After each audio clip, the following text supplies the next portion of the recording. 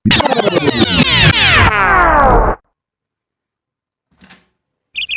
morning، صباح الخير للجميع.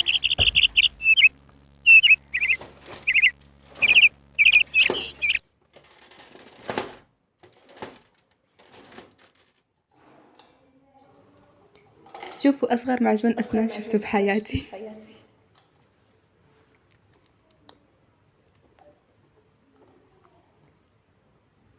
الآن يجب علي ترتيب السرير، ثم سأعطر جو الغرفة، والآن حان وقت فقط سكين كير روتين.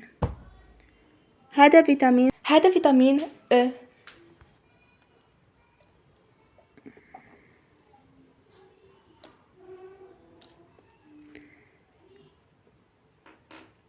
أما هذا المفروض تعرفوه من لون العلبة، واضح إنه فيتامين سي. أحسن فيتامين سي استعملته في حياتي هو هذا من هذه الماركة.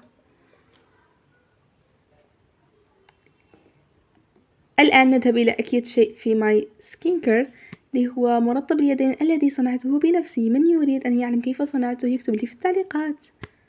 أكيد العلبة جميلة جدا، واضح من تزيين العلبة متعوب عليه.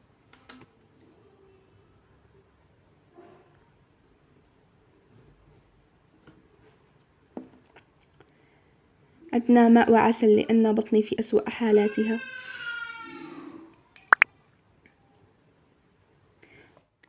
وأكيد فقرة المطالعة أهم فقرة في اليوم من كتاب كن الشخص الذي يجعلك سعيدا.